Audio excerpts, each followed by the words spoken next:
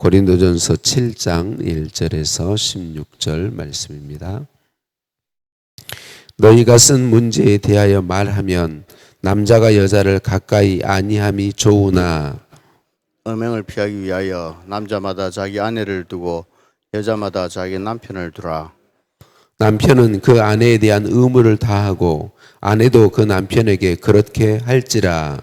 아내는 자기 몸을 주장하지 못하고 오직 그 남편이 하며 남편도 그와 같이 자기 몸을 주장하지 못하고 오직 그 아내가 하나니 서로 분방하지 말라. 다만 기도할 틈을 얻기 위하여 합의상 얼마 동안은 하되 다시 합하라. 이는 너희가 절제 못함으로 말미암아 사탄이 너희를 시험하지 못하게 하려 함이라. 그러나 내가 이 말을 함은 허락이요 명령은 아니니라. 나는 모든 사람이 나와 같기를 원하노라.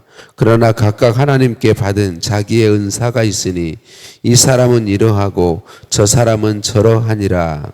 내가 결혼하지 아니한 자들과 과부들에게 이르노니 나와 같이 그냥 지내는 것이 좋으니라.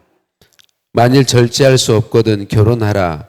정욕이 불같이 타는 것보다 결혼하는 것이 나으니라. 결혼한 자들에게 내가 명하노니 명하는 자는 내가 아니요 주시라. 여자는 남편에게서 갈라서지 말고 만일 갈라섰으면 그대로 지내든지 다시 그 남편과 화합하든지 하라. 남편도 아내를 버리지 말라. 그 나머지 사람들에게 내가 말하노니 이는 주의 명령이 아니라 만일 어떤 형제에게 믿지 아니하는 아내가 있어 남편과 함께 살기를 좋아하거든 그를 버리지 말며 어떤 여자에게 믿지 아니하는 남편이 있어 아내와 함께 살기를 좋아하거든 그 남편을 버리지 말라. 믿지 아니하는 남편이 아내로 말미암아 거룩하게 되고 믿지 아니하는 아내가 남편으로 말미암아 거룩하게 되나니 그렇지 아니하면 너희 자녀도 깨끗하지 못하니라. 그러나 이제 거룩하니라. 혹 믿지 아니하는 자가 갈리거든 갈리게 하라. 형제나 자매나 이런 일에 구애될 것이 없느니라. 그러나 하나님은 화평 중에서 너희를 부르셨느니라. 아내된 자여 내가 남편을 구원하든지 어찌할 수 있으며 남편 된 자여 내가 내 아내를 구원하든지 어찌할 수 있으리요. 아멘. 인사 나누십니다. 사랑을 축복합니다. 사랑을 축복합니다. 할렐루야. 우리를 사랑하시는 하나님께 찬양과 감사를 올려드립니다. 하나님의 은혜로 우리 교단 총회가 잘 마쳐졌고요. 또 기도해 주셔서 총회 잘 다녀왔습니다.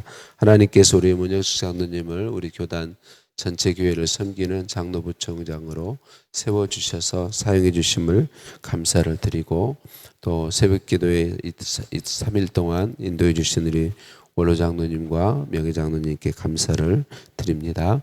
오늘 본문 말씀은 결혼과 부부 관계에 대한 교훈을 우리에게 주고 있죠. 지난 월요일 새벽에 나눈 것처럼 고린도전서가 쓰여질 당시에 고린도 교회, 고린도 사람들은 이원론이라고 하는 사상의 그런 생각을 가지고 있었어요. 몸은 더럽고 영은 깨끗하고 불멸하지만 몸은 더럽고 또 멸하게 되는 그런 것이다라는 이원론적인 생각을 가지고 있었어요. 그래서 이 이원론적인 생각은 크게 극단적인 삶, 두 가지 극단적 삶의 태도를 만들어냈어요. 하나가 쾌락주의고 하나는 금욕주의예요. 쾌락주의는 육체적 쾌락을 추구하는 삶이죠. 몸은 영만 깨끗하면 되고 몸은 어떻게 해도 된다라는 생각이 있었기 때문에 그 육체적 쾌락을 추구하고 몸을 더러운 죄에 빠지게 하는 걸 전혀 이상하게 여기지 않았단 말이죠. 그러나 이것은 죄이고 그리스도인들에게는 전혀 합당하지 않은 삶이죠. 월요일에 나눈 것처럼 우리는 영만 깨끗하면 되는 게 아니라 영, 혼, 육이 함께 있을 때 이게 사람이고 우리는 영도 혼도 육도 거룩함과 깨끗함을 힘써야 된다는 사실을 말씀 나눴습니다. 반대 쾌락주의의 반대인 금욕주의 역시 올바르지 않아요. 금욕주의에 속한 사람들은 오늘 말씀에 보면 남자가 여자를 가까이 아니함이 좋다. 결혼하지 않는 것이 좋다라고 주장했어요. 그래서 그들은 독신주의를, 그러니까 금욕주의 중에 하나가 독신주의였어요. 그런데 여러분, 성경은 독신주의가 아닙니다. 성경적이지 않아요. 독신주의는 하나님이 우리 사람을 창조하시고 사람이 혼자 사는 것이 좋지 못하다. 아담 혼자만 있을 때는 좋지 못하다라고 말씀하셨어요.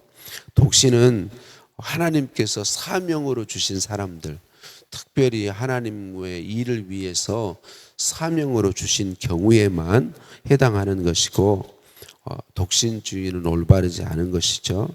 요즘 우리나라에는 결혼하고 싶어도 하지 못하는 그런 사람들이 많이 있어요. 안타까운 일이죠.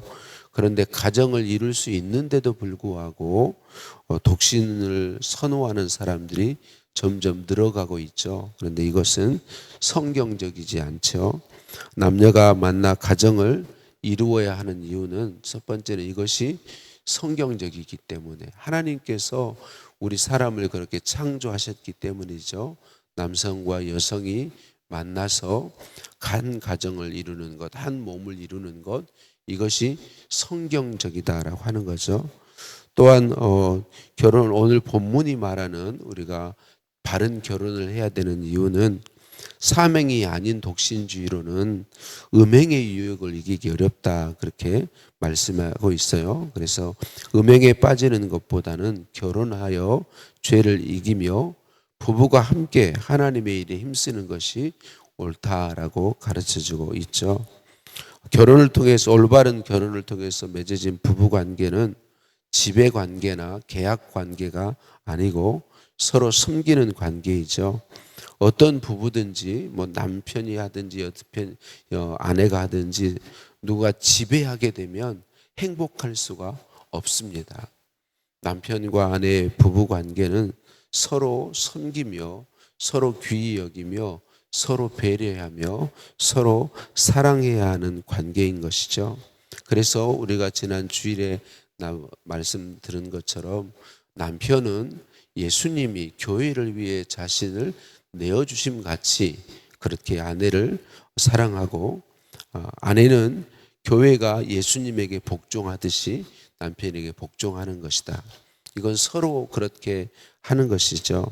우리 주님은 그렇게 하도록 믿는 우리에게 은혜 베풀어 주시죠. 요즘 안타깝게도 부득이하게 이혼해야 하는 경우들이 있어요.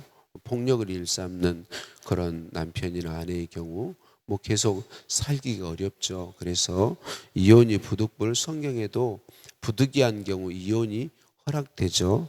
그렇지만 기본적으로는 이혼하지 않는 것이 옳은 것이죠. 특별히 이 고린도 교회에는 처음부터 모태 신앙이 아니라 이방인으로 살다가 중간에 결혼 후에 예수 믿는 사람들이 많이 있었단 말이죠. 그들 가운데 믿지 아니하는 남편이나 믿지 아니하는 아내가 있는 경우에 이혼하지 말라, 그렇게 교훈해 주고 있어요. 오늘 말씀에서 특별히 도전을 주는 말씀이 14절 말씀이죠. 믿지 아니하는 남편이 아내로 말미암아 거룩하게 되고 믿지 아니하는 아내가 남편으로 말미암아 거룩하게 되나니라는 말씀이죠. 사단은 악한 관계로 우리를, 남편과 아내의 관계, 부부 관계에서도 자꾸만 자아를 부추기죠. 우리는 이기적인 존재들입니다. 그래서 남편과 아내의 관계에서도 남편은 남편 자기를 위하고 아내는 아내 자기를 위하도록 만드는 게 사단의 악한 관계이죠. 근데 우리는 언제나 기억해야 돼요. 예수님은 언제나 우리를 위해서 자기 자신을 내어주셨다. 만약 예수님께서 우리를 사랑하지 않고 예수님 자신, 하나님이신 자신만을 위하셨다면 어떤 일이 벌어질까요? 우리에게는, 죄인인 우리에게는 구원의 길이 전혀 없는 것이죠. 구원의 소망이 없는 것이죠. 예수님께서 자신을 우리를 위해서 정말 가치 없고 벌레만도 못한 우리를 위해서 자기 자신을 내어주심으로 우리가 구원함을 얻게 되었고 하나님의 자녀가 되게 되었고 하나님과의 관계를 회복받게 되었고 천국이 우리에게 예비되었고 진짜 행복한 삶이 예수 그리스도께서 자기를 내어주심으로 우리에게 있게 된 것이죠. 그 예수 그리스도와 함께하는 우리는 물론 기본적으로 우리가 이기적이어서 실패할 때가 많지만 예수님을 구주로 믿는 우리는 올바른 부부 관계에서 남편은 아내를 위해 자기 자신을 다 내어주고 아내는 남편을 위해 자기를 내어주며 남편은 아내에게 배려하고 섬기고 순종하고 아내 역시 남편을 존경하고 사랑하고 섬기는 것이 옳은 것이다. 이게 그리스도인들의 바른 태도이다. 우리 주님의 방법이 반드시 승리를 가져옵니다. 그래서 오늘 결혼 이후에 예수님을 믿게 되어서 남편이나 아내가 예수님 믿지 않는 경우라면 이혼하지 말라 그렇게 권면하죠. 왜?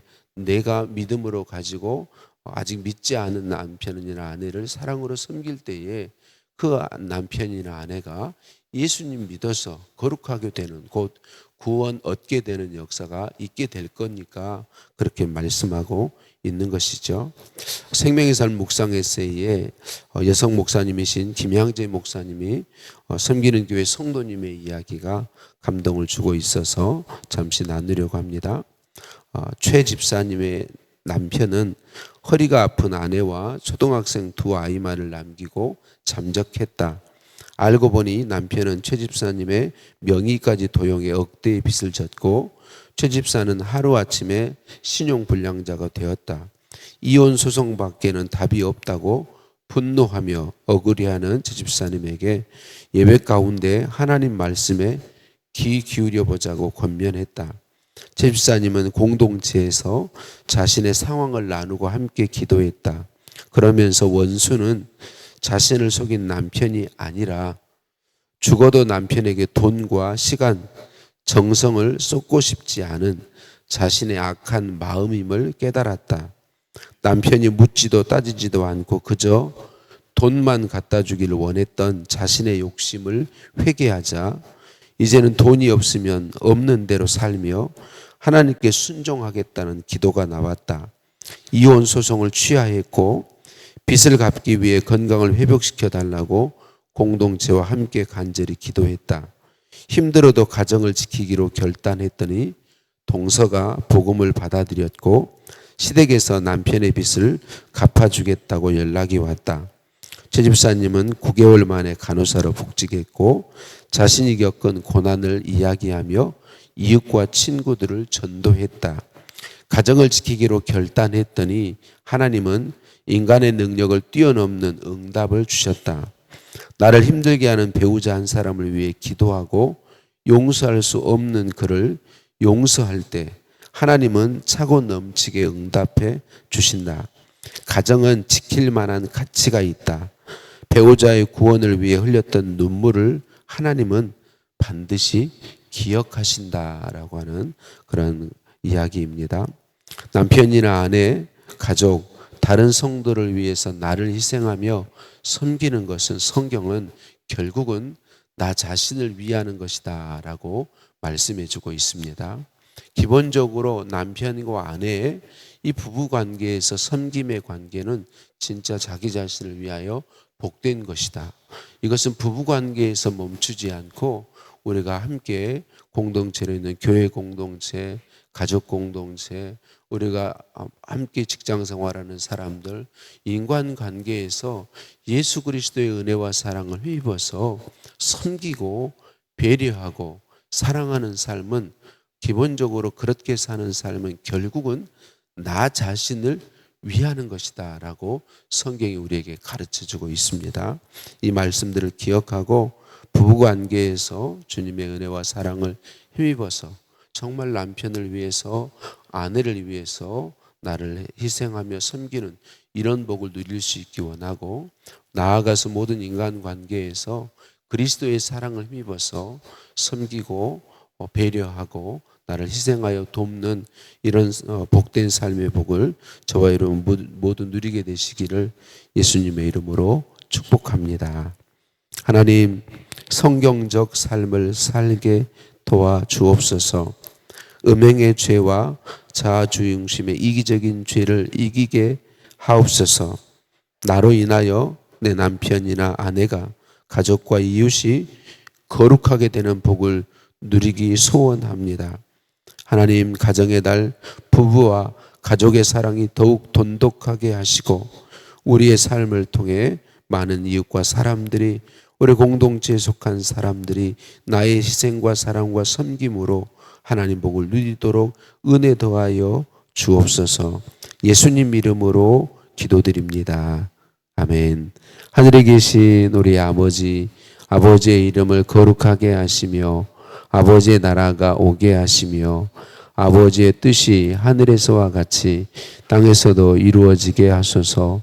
오늘 우리에게 일용할 양식을 주시고 우리가 우리에게 잘못한 사람을 용서해 준 것 같이 우리 죄를 용서하여 주시고 우리를 시험에 빠지지 않게 하시고 악에서 구하소서. 나라와 권능과 영광이 영원히 아버지의 것입니다. 아멘.